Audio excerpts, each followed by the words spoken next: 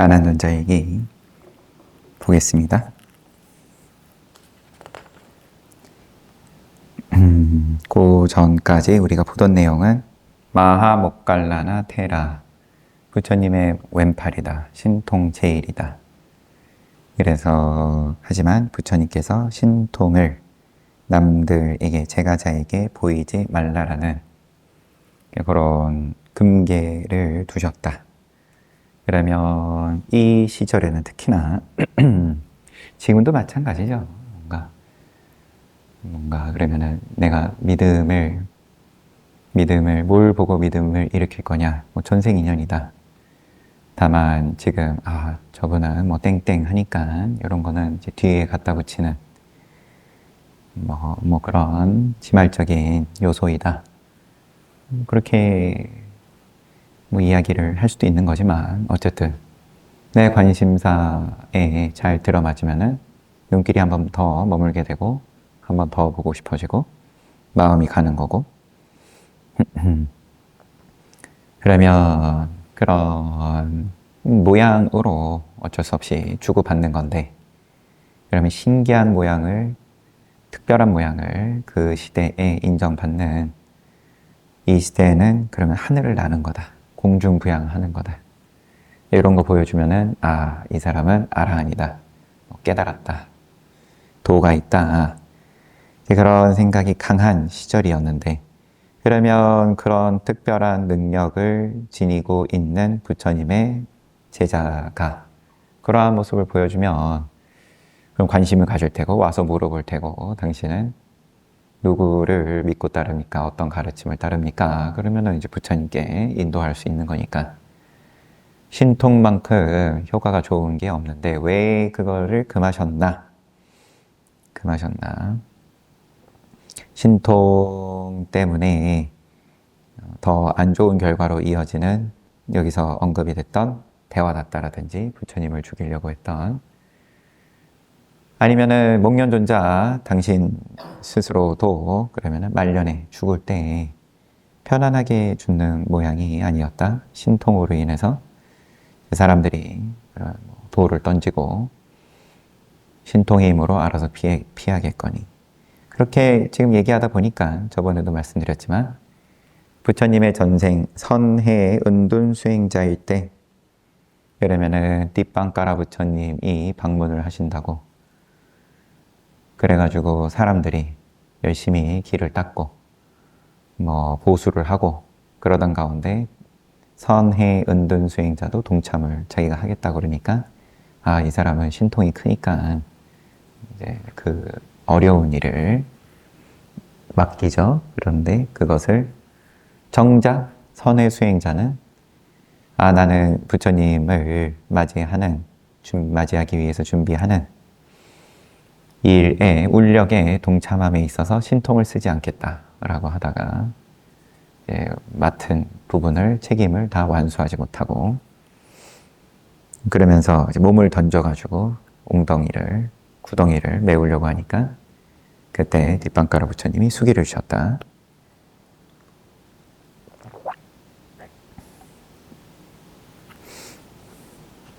정작 부처님 만나가지고 수기를 받고 하는 일에 있어서는 신통이 개입되질 않았다.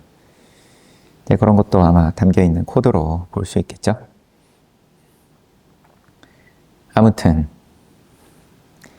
시왈리 장로는 복덕이 남다르게 커서 공양을 받는데 제일이라는 칭호가 있었다. 시왈리 장로는 여하튼 간에 다른 도반들에 비해서 늘 뭔가 보시를 잘 받았던 모양이에요.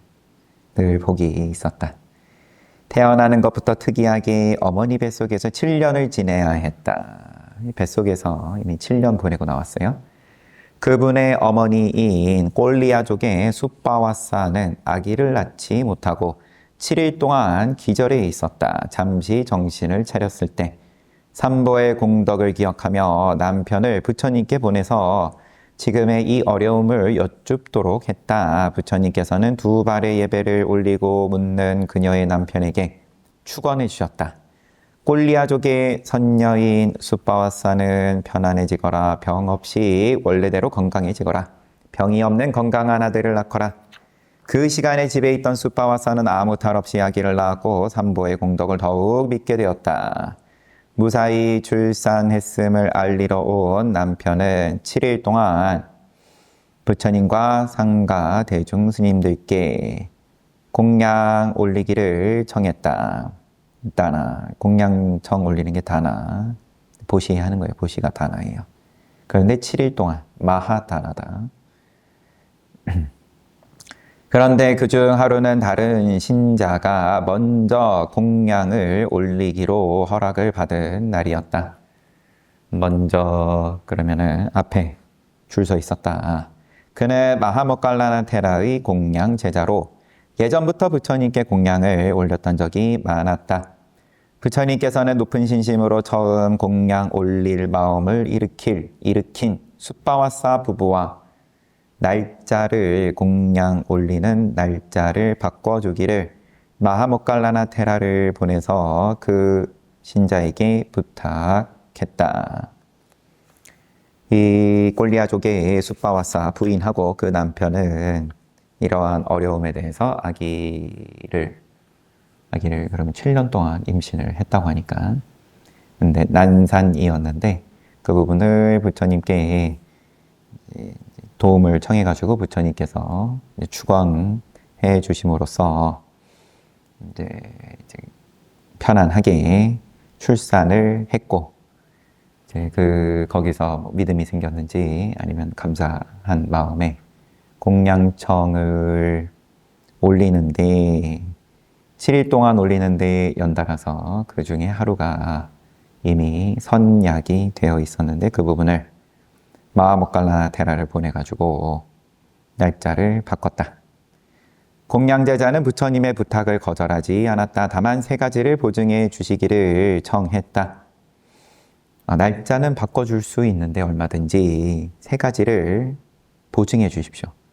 부처님께서 일주일이 지나는 동안 제자의 재산, 목숨, 신심 3가지가 무너지지 않는다고 보증해 주신다면 공양 올리는 날을 바꾸겠습니다. 행여나 부처님께 공양 올릴 수 있는 기회를 미뤘다가 그 사이에 그러면 내가 수명이 다하든 재산이 다하든 아니면 신심이 다하든 마음이 바뀌든 그래가지고 원래 날짜였을 것 같으면 부처님께 공양을 올리는 큰 복을 지을 수 있었는데 제 기회를 놓치지 않게 될 것을 부처님께서 그러면은 그럼 천안통으로 한번 보시고 알려주세요. 이런 거죠. 제자는 그것만 보증이 되면 제자는 숫바와사의 공양이 끝난 후에 공양을 올리겠습니다. 제자의 청은 진리가 잘 들어 있었기 때문에 부처님께서는 신통으로 일주일간 신자의 재산이 무너지는 일이 없으며 생명의 위험이 없음을 보셨다. 선남자여 너의 재산과 수명이 앞으로 일주일 동안 무너지지 않을 것이다. 부처님 신심 또한 무너지지 않도록 보호해 주십시오. 선남자여 나의 선정 신통으로 재산이 무너지지 않음을 보증한다. 목숨 역시 보증한다. 그러나 신심이 무너지지 않는 것은 보증할 수 없다. 자신의 신심은 스스로 보호할 뿐이다. 그거는 내가 어쩌지를 못한다? 아니면 그거는 입에 올려서는 안 된다? 신심이 무너지지 않는다라는 거를 부처님께서 보증을 해버리시면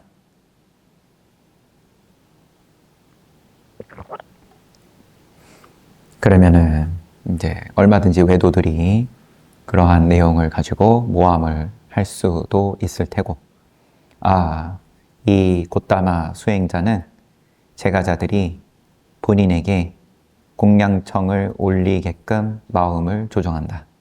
이렇게 말하기 딱 좋은 거죠. 외도들이 그렇게 말할 것을 우려해서 신심을 언급하지 않은 것만은 당연히 아니겠죠. 그 이전에 신심 신심을, 나의 신심을, 그러면은 믿음의 대상, 믿음을 지닌 내가 이 믿음을 믿음의 대상인 부처님께 의지를 해버린다. 좀 이상하잖아요. 적절한 비유가 지금 떠오르질 않아가지고 그런데. 좋습니다. 부처님, 제자가 스스로 신심을 잘 보호하도록 노력하겠습니다. 이렇게 하여 숫바와싸 가족들은 일주일간 공양 올리는功德을 지을 수 있었다.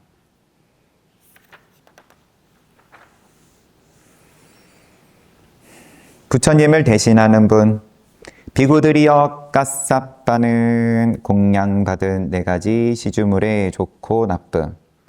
말하다 보니까 앞에 게 이 꼴리아족의 숫바와싸 이 부부가 공양을 올리는 일에 대한 에피소드였는데, 이 부부는 그래서 7년 동안 뱃속에서 임신했다가 낳은 자식이 시왈리 장로였다. 시왈리 장로는 받았던 칭호가 복덕이 남다르게 커서 공양을 받는데 제일이라는 칭호가 있었다. 그래서 부처님께 이렇게 마하다나를 올린 덕분에 자식이 복덕이 남다르게 크다라고 그렇게 단순하게 이을 거는 아니기는 하지만 여하튼 돌아와서 부처님을 대신하는 분, 비구들이여 까싸빠는 공양받은 4가지 시주물, 사사시주물에 좋고 나쁨, 높고 낮음, 이런 분별을 하지 않고 얻는 것마다 쉽게 만족한다. 소욕지족이다. 이제 작은 걸로도 만족한다. 주어지는 것으로 그대로 만족한다. 늘 탁발이다. 4가지 시주물로 인해서 적당하지 못한 행동을 하지 않는다. 얻지 못한 물건을 구하지 않는다. 얻은 물건에 탐닉하거나 집착하지 않는다. 시주물을 받아 쓰는 것 자체가 위험이라고 본다. 벗어남을 보는 지혜로 사용한다. 쓸 때에도 시주물을 받아서 사용할 때에도 벗어남을 보는 지혜로 사용한다. 윤회에서 벗어나, 모양에서 벗어나, 모양을 쓰지만, 모양을 보시를 받아서 그 모양을 쓰지만 모양에서 벗어나는 지혜로 쓴다. 큰 달림의 권속인, 부처님의 권속인 많은 별들 가운데 3번째 큰 별에 관한 것을 열어보겠다. 교단에서 생활하는 비구 스님에게 최소한으로 필요한 것은 공양, 가사, 정사, 약 4가지이다. 늘 탁발해서 그럼 하루에 일용할 양식이 필요한 거고, 옷을 입어야 되고, 가사가 있어야 되고, 정사 머무르는 절이 있어야 되고, 그 다음에 약, 또 약, 피부병이 또 흔하던 시절이고 몸에 바르는 약, 이런 약들. 뒤에 나오는 이야기 가운데 부처님의 부인이었던 야소다라 공주가 출가해가지고 비구니가 되었을 때 이름이 달라지는데 그거는 영 안 외워지더라고요. 그 비구니가 그런데 궁궐에서 늘 부드러운 음식만 먹다가 출가를 하니까 거친 음식이 몸에 받지를 않아서 늘 배앓이가 있었다. 거기에 대해서 그러면은 탁발을 나갔을 때 왕궁에서 받은 것이 망고 주스였다. 달달한 걸 통해서 배앓이를 해결을 했다. 그만큼 이 어떤 병과 또 거기에 해당하는 약에 관련해가지고 지금에 비하면은 아주 거칠 수밖에 없는 그런 시절이다 보니까, 하지만 또 적당한 것을 잘 찾아가지고 또 약으로서 활용을 해왔겠죠. 그러한 약에 대해서도 부처님께서 보시받는 것을 허락하셨다. 부처님께서 상가대중의 바른 생각을 위해서 세 번째 큰 제자분을 본보기로 보이셨다. 칭호를 주셨다. 비구들이여 달이 하늘에서 자유롭게 오고 가듯 달이 하늘에 걸림이 없듯 까싸빠는 몸과 마음의 집착 없이 신남 신녀들을 대한다. 그러면 신도들을 대함에 있어서 집착이 없다. 날마다 걸식하더라도 그에게는 모두가 새로운 이들일 뿐이다. 걸식을 하고 탁발을 하고 그러면은 탁발을 또 음식을 주는 입장에서 자 어느 집은 그러면은 뭔가 맛난 거 준다더라. 그러면 당연히 또 대중들은 소문이 나고 또 이제 뭐 또 그 집에 탁발을 많이들 나가고 막 그랬겠죠. 그런데 날마다 걸식을 하는데 그에게는 모두가 그날이 새로운 이들일 뿐이다. 가까이 지내는 신자가 없다. 나의 신자다라는 집착이 없다. 가사빠는 신자들과의 관계에 본보기가 된다.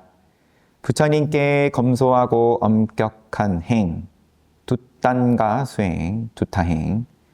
두타행의 제일이라는 칭호를 받은 그분은 마하사리불과 마하모갈라나 테라 다음으로 엘로와나에 도착하셨다. 부처님을 뵙기 전에 세상에 분명히 계시는 높은 아라한들을 만나기 위해 수행자가 되었다고 했다. 아라한이 분명히 이 세상에 있을 것이다. 아라한이라는 거는 거짓이 아니다. 깨달음은 분명히 있다. 부처는 분명히 있다. 이제 그 확신으로 수행자가 되었다고 했다. 그분의 본명은 삐빨리이다. 마가다구구의 마하데이타라는 큰 마을에 까사빠 브라만 바라문 종족 출신인 그분은 평생 쓰고도 남을 만큼 재산이 많은 집안 출신이었다. 신분도 높고 바라문 종족이고 재산도 많다.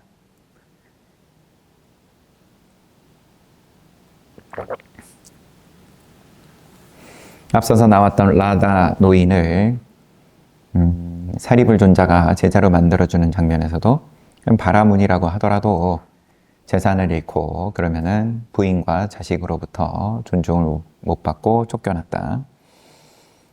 이제 근데 지금 이 마하가섭 존자는 마하가사빠는 종족도 높고 재산도 많았다. 나이가 20살이 되자 부모님은 아들의 결혼을 서둘렀다.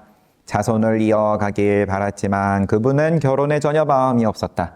세속 사람으로 사는 것은 너무 답답하다. 번뇌의 먼지와 끓음으로 엉켜있다. 수행자의 생활은 번뇌의 때와 더러움이 섞이지 않아 넓고 넓다.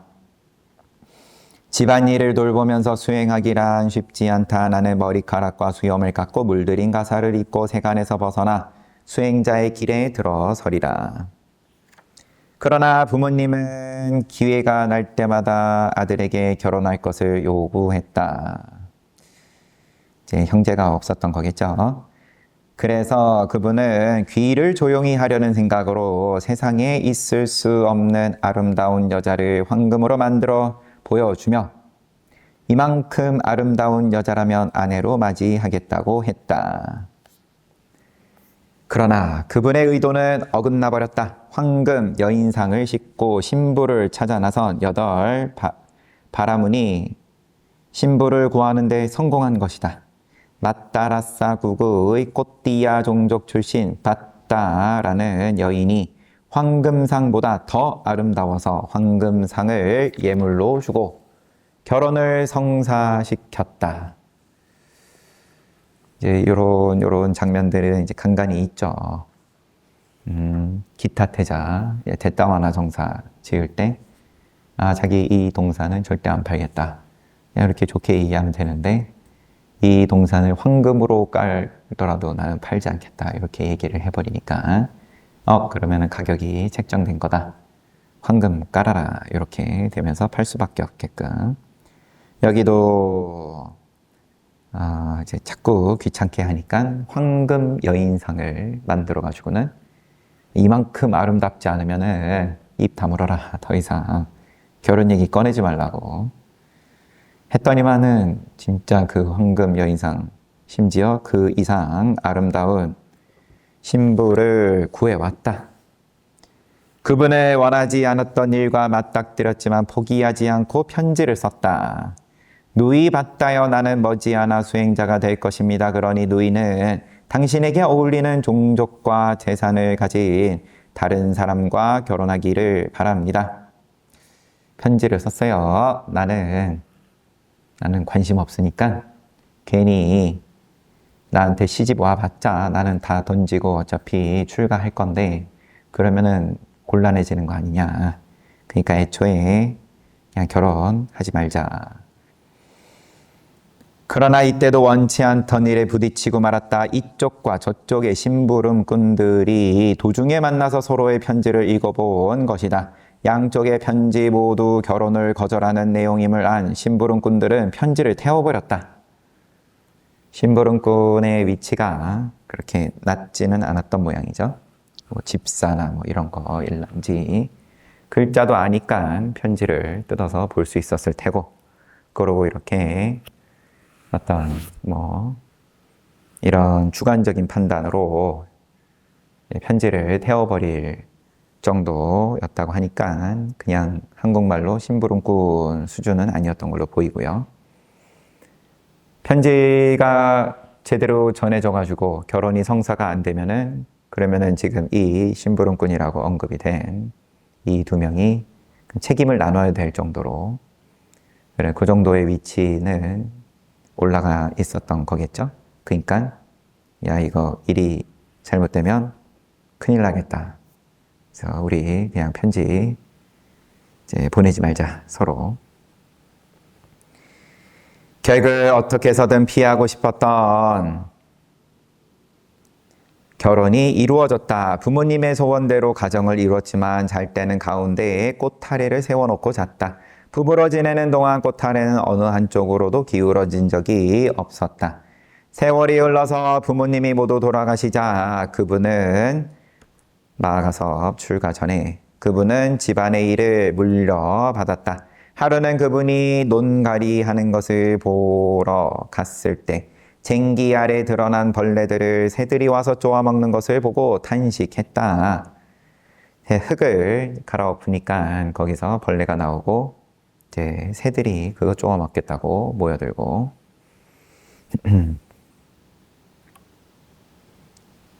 저희 이제 그 시골에서의 경험이 별로 없다 보니까 근데 정말 이렇게 모여드는 걸 우리 이제 안국선원 교육관에 옥상 정원이 있었는데 옥상 정원 방수 문제 때문에 다 드러내버렸죠. 야 흙을 그 미니 포크레인을 옥상에 올려놓고 퍼니까 벌레들이 나오고 까치들이 모여가지고는 딱 기다리고 있더라고요. 이 까치들이 왜 이렇게 모였나 싶었더니만 이제 벌레 쪼아 먹겠다고.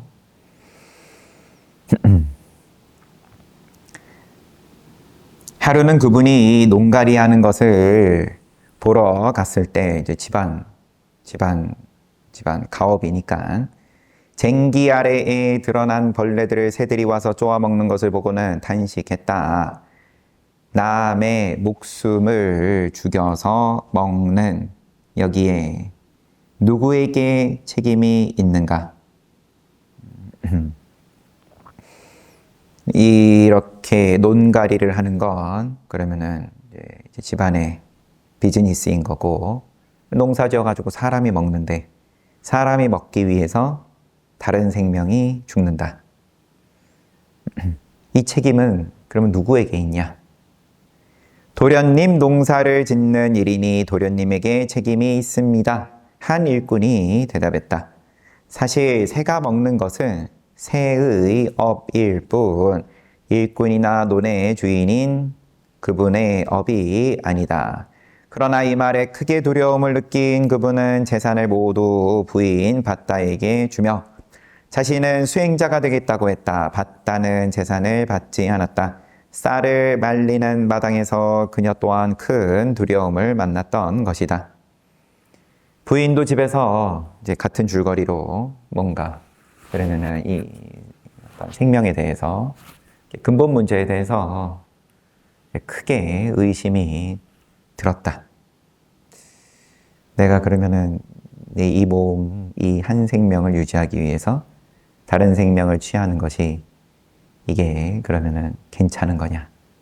이게 선업이냐, 불선업이냐? 의미가 그렇게까지 해가면서 사는 의미가 뭐냐? 등등.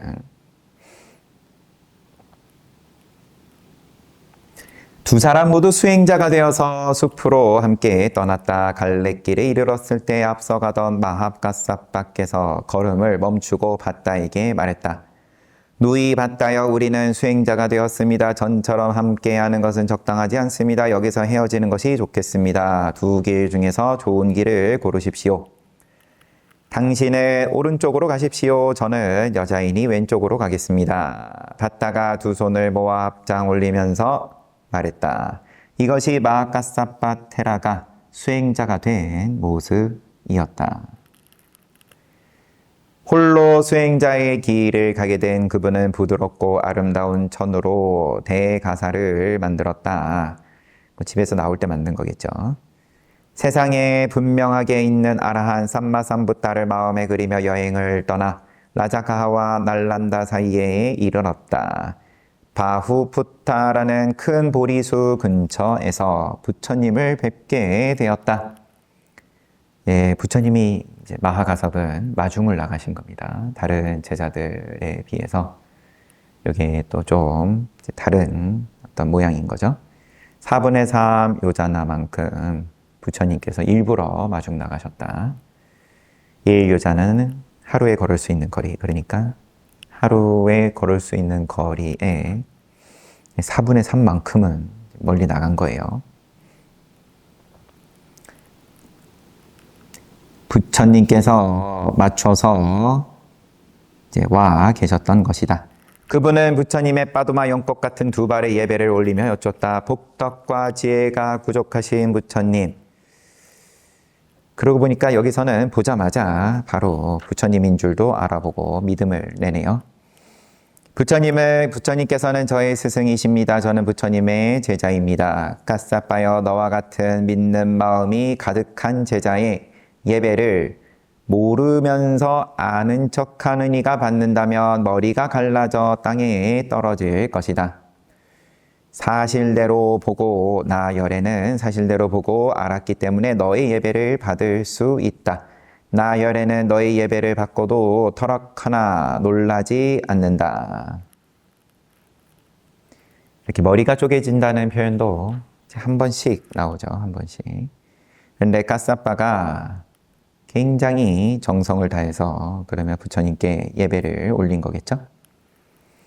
모르면서, 그럼 출세간의 도에 대해서, 열반에 대해서 모르면서 아는 척하는 이가 이제 너의 믿음이 가득한 예배를 받는다면 머리가 갈라져 땅에 떨어질 것이다. 자격 없는 자가 받으면 그러면 지옥 간다. 흉내만 내면 지옥 간다.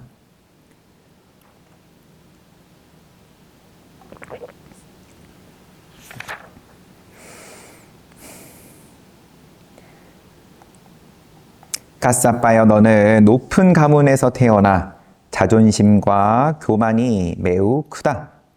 보면 드러나는 거니까요. 그래서 나이가 많고 나이가 적고 나이가 중간인 같이 지내는 대중들에게 부끄러움 또 두려움을 갖는 것이 필요하다. 대중생활에 대해서 부처님께서 마하가섭에게 주의를 줘요. 아직 대중생활 시작을 안 했죠. 부처님께서 마중 나가가지고 지금 1대1로 서로 만나는 상황이고.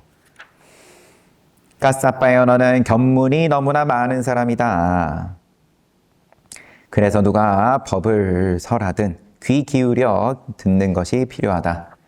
너는 이미 아는 게 많고 그러면은 웬만한 사람이 말하는 것 같고는 거기서 그러면은 뭔가 존중보다는 오히려 오류를 찾아낼 테고, 그런데 누가 설하든 간에 귀 기울여 들어야 된다.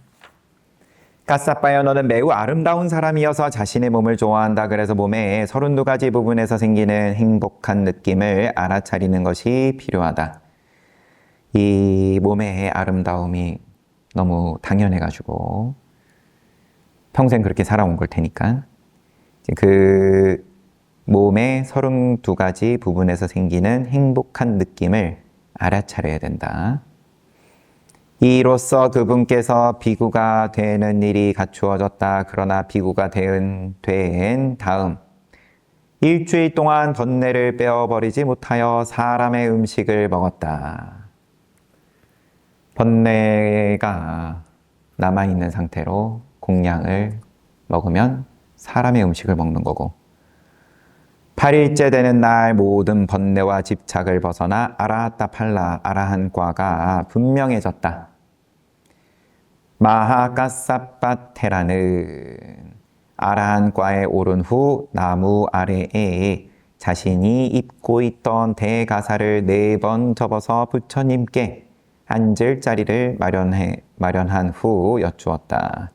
부처님, 제자에게 오랫동안 많은 이익이 있도록 이 가사 위에 앉으십시오. 부처님께서 자리에 앉으시고 가사 자락을 쓰다듬으시면서 말씀하셨다. 까싸빠여 너의 가사가 매우 부드럽구나. 부처님, 저를 연민히 여기어 이 가사를 받아 주십시오. 까싸빠여 내가 너의 가사를 입는다면 나의 낡고 거친 대가사를 네가 입을 수 있겠는가? 부처님, 부처님의 낡은 대가사를 제가 입겠습니다. 이렇게 말씀 올린 후 그분은 좋은 천으로 된 대가사를 부처님께 올리고 부처님의 낡은 대가사를 받아 입었다. 그러니까 출가할 때도 부처님께서 마중을 나가시고, 그리고 이게 대중들에게 돌아오기 전에 다 이루어지는 이야기입니다. 그냥 그렇게 두 분 사이에서 그런 가르침을 받고 아라한과에 오르고 그 다음에 교단으로 들어오는 거죠. 그리고 또 가사도 부처님께서 입으시던 가사도 물려받습니다.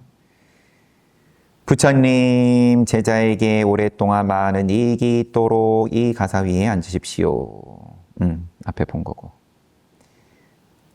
부처님의 낡은 대가사를 받아 입었다. 이렇게 교단에 들어오시게 된 마하가섭 존자가 교단에 들어오게 된 이야기를 말씀해 주셨다. 부처님께서는 자주 말씀했다. 까싸빠여 비구들에게 법을 설하라. 나 열애가 법을 설하듯 너도 법을 설하라. 네, 이렇게 부처님께서 나중에 열반에 드신 후에 교단이 어수선해지는 건 이제 피할 수가 없었는데 그 부분을 빠르게 그래도 수습을 할 수 있는 역할을 맡았다. 마하가섭존자가.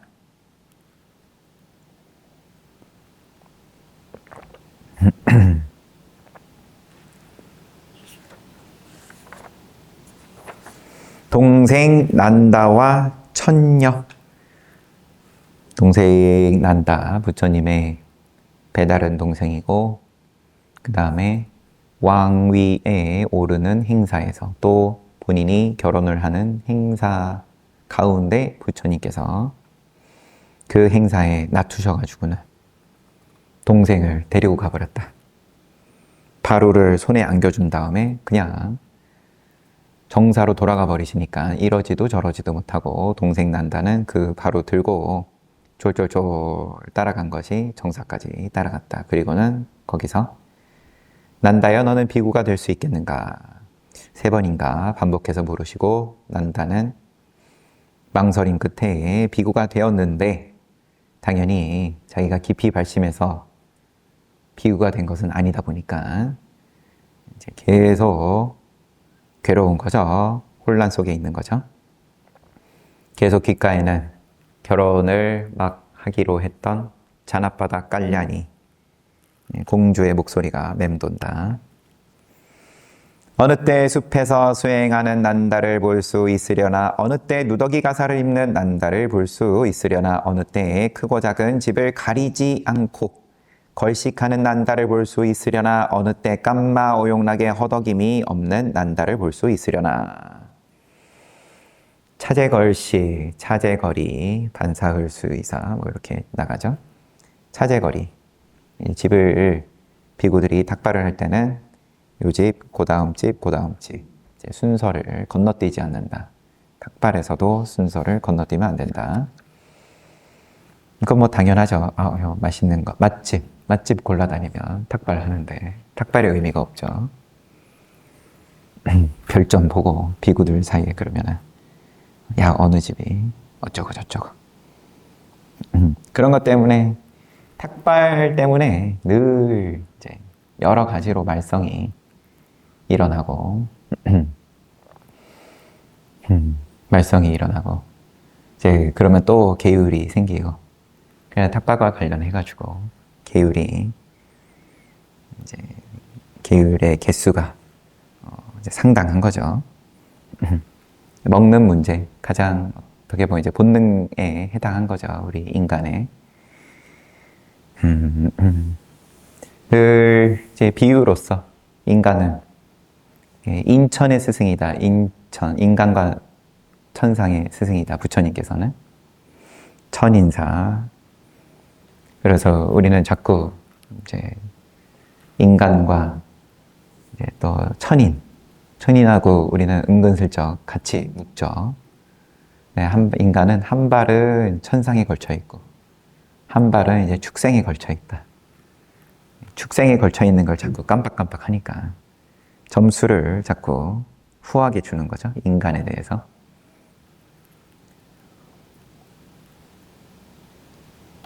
스스로에 대해서. 근데 먹는 문제는 우리는 몸이 있고 축생이니까 그 지점에서는 천인은 또 천인의 몸이 있는 거고 미세한 몸이 있고 우리는 거친 몸 쓰고 있는 거니까 그러면 그 거친 몸 끌고 다니려고 그러면은 시끄러워지는 거죠. 네, 닭발에 있어서도 그러한 거고. 그래서 공양간이 조용하지 않은 게 그러면은 자연스러운 일이다. 우리 뭐 요즘은 또 셰프가 또 어떻게 보면 뭐 매체를 통해서 영화에서도 그렇고 아니면은 텔레비전 예능 통해서도 그렇고 그러면은 구경해 보면은 이제 위계질서도 그렇고 엄격하잖아요. 그렇게 하지 않으면은 이제 계율이 늘 많을 수밖에 없다. 우리 그러면은 키친에서의 이런저런 엄격한 규칙이 많은 거든 뭐 이렇게 먹는 문제를 가지고 걸식 전이든 걸식 후이든 뭐 등등 금계가 많을 수밖에 없다. 여튼 난다 이야기를 하던 중이었습니다. 크고 작은 집을 가리지 않고 계산기 두드리지 않고 별점을 늘 확인하지 않고 걸식하는 난다를 볼 수 있으려나 어느 때 깜마오용락의 허덕임이 없는 난다를 볼 수 있으려나 동생 난다를 위해서 부처님께서 하신 말씀이었다. 난다는 머리를 깎고 가사를 걸쳐 겉모습은 비구가 되었다. 그러나 속마음은 전혀 아니었다. 그와 나이가 비슷한 비구들은 그러니까 비슷한 시기에 출가한 비구들, 비구 나이가 비슷한 비구들은 숲의 정사에서 수행을 즐긴 데에 반해 동생 난다는 마을 근처의 정사에서 한 걸음도 벗어나지 않았다. 누더기 가사는 시체를 쌌던 천이나 쓰레기 더미에서 좋은 천을 기워서 이제 만든다. 누더기 가사는 가사로 인해 교만심이 생기지 않도록 하기 위함이었다. 동생 난다는 이러한 볼품없는 가사는 만지지도 않았다. 그의 어머니가 보내오는 마빠자바띠 고타미가 왕궁에서 보내오는 가장 좋은 비단으로 만든 부드럽고 아름다운 가사만 입었다. 이거는 뭐 애초에 계율로 금해 놓은 것도 아니고 가사도 보시 받을 수 있다. 공양 가사, 절, 약 이렇게 다 허용이 돼 있으니까. 그런데 이제 왕궁에서 제일 좋은 천으로 만든, 이때는 제일 좋은 천은 뭐냐? 천의 재질도 그러하고, 그다음에 가사가 통으로 이게 조각조각 나 있지 않고 온전히 한 조각이 통으로 가사인 게 제일 귀하다. 이렇게 여러 조각으로 돼 있을수록 가치가 떨어진다. 이제 우리 오늘날 종단에서는 이제 어른 스님이 될수록 가사의 조각이 여러 조각으로 돼 있죠. 처음에 삼위일 때는 한 조각으로 돼 있고요. 통으로. 여러 조각으로 된 가사 만들려면 이제 인건비가 많이 들어가죠.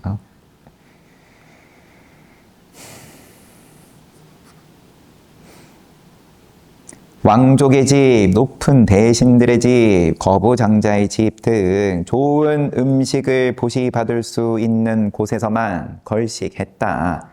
바루 또한 흙으로 빚은 볼품없는 바루를 사용하지 않았다. 반짝반짝 빛나는 특별한 쇠로 된 바루만 좋아했다.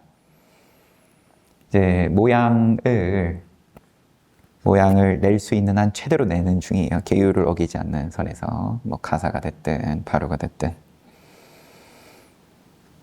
난다는 내 얼굴을 보는 이마다 나를 좋아하게 해주소서라는 소원이 부족한 사람이었다. 그만큼 이제 셀럽인 거죠, 한마디로. 잘생기고 또 보면 사람들이 좋아한다. 보기만 해도 좋아한다. 몸매와 손발이 고르게 잘생겼다. 출가하기 전에도 매우 아름다웠던 난다는 가사를 입었을 때도 여전했다. 여자들이 그를 한 번 보면 다시 돌아보지 않고는 견딜 수 없었다. 젊고 아름다운 수행자를 몇 번이고 돌아보는 여자들을 탓할 수는 없었다. 허물은 동생 난다에게 있었다. 본래 아름다웠지만 치장하는 것에 게으르지 않았다. 뭐 생긴 게 워낙 잘난 건 그렇지만 그 잘남을 숨기지 않았다. 더욱 치장했다.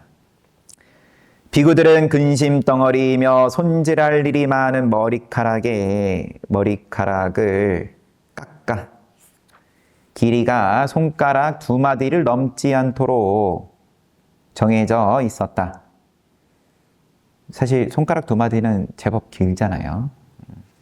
근데 이때 이제 자주 삭발은 못하던 때이다 보니까는 이제 그 정도까지는 약간 좀 길어도 허용을 했다.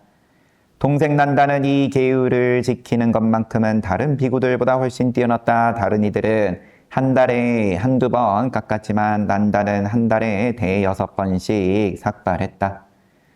파르스름하게 깎은 머리와 노란 가사는 잘 어울렸다. 길게 치켜 올라간 속눈썹 사이에 예쁘게 선을 그려서 그럼 이제 쌍꺼풀 수술하는 거예요.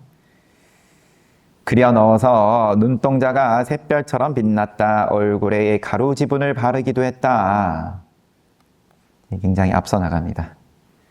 오늘날도 뭐 보면 이제 남성도 화장품, 남성 화장품 시장도 이제 빠르게 성장한다 그러는데 2500년 전에 이미 난다 왕자는 이런 부분에 있어서 이제 세련됐어요.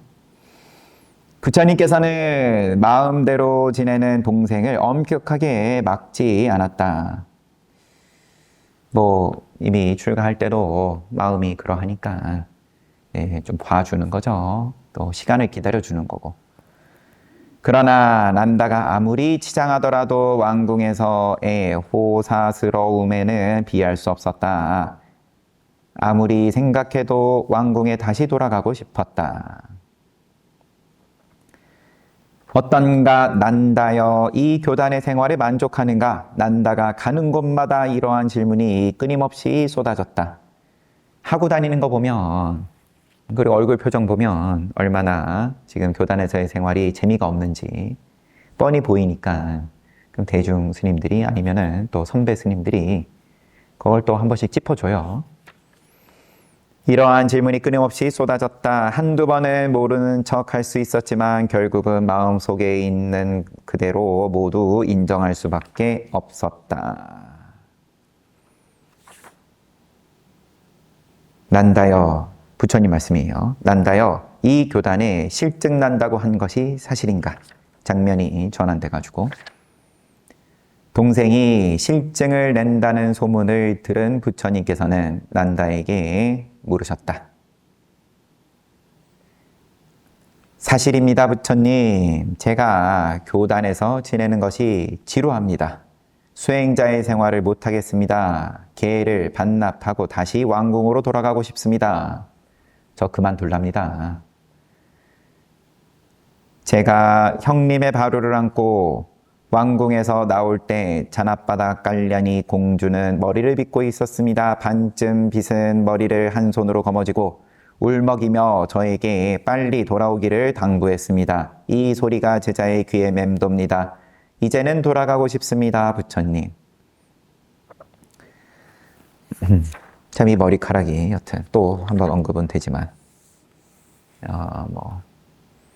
이 머리카락이 갖는 의미가 작지 않은 모양입니다. 여하튼 또 삭발한 입장이랑 또 대비해가지고 보여주는 것도 있을 테고, 또 우리 보면은 뭐 인상에 있어서 사람의 첫인상에 있어서 머리카락이 차지하는 비중이 또 몇 퍼센트니 몇 퍼센트니 뭐 그런 이야기들도 어디선가 본 적이 있는 것 같은데, 뭐 많은 거는 70%다. 여하튼 오 그러할 것이다. 그러할 것이다. 부처님께서 그래 하는 거예요. 그렇지. 맞아. 당신과 모습은 닮았지만 행동은 다른 동생을 당신과 모습은 닮았지만 행동은 다른 동생을 자비와 연민심 가득한 눈길로 바라보셨다. 좋다 난다야. 교단이 지루하면 우리 둘이 여행을 하자. 가사와 소지품을 준비해라. 웃지도 울지도 못하는 표정으로 동생 난다는 형님 앞에서 물러났다. 사실대로 말하면 틀림없이 왕궁으로 돌아갈 수 있으리라 생각했는데 그것은 착각이었다. 부처님께서 그래, 그만두고 싶으면 그만두면 되지. 다른 비구들처럼 그렇게 봐줄 줄 알았는데 부처님께서 그래 하면서 이제 같이 우리 여행 가자 이래버리시니까 하면서 이제 이어지는 내용은 다음에 또 이어서 보도록 하겠습니다.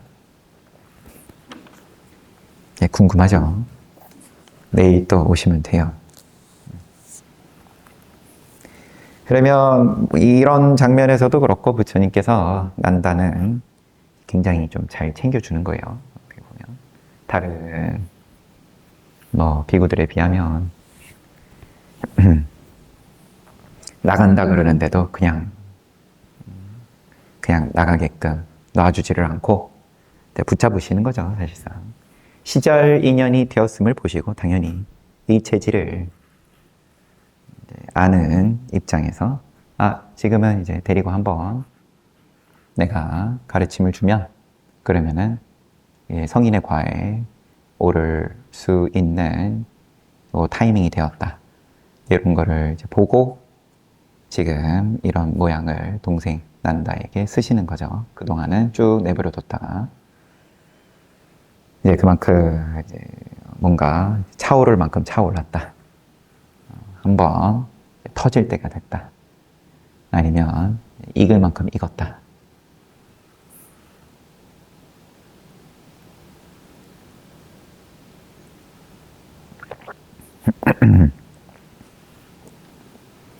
얼마나 이 교단에 들어와서 지금 부처님께서 이렇게 데리고 여행을 나갈 때까지 그 시간이 얼마나 지났을지는 모를 일이지만, 그러면은 앉아도 앉은 게 아니고 누워도 누운 게 아니고 잠도 똑바로 못 잤을 테고, 부처님께서 흐뭇하게 보고 계시지 않았을까. 좀 추측을 해보자면, 이제 점점 공부할 때가 돼가네.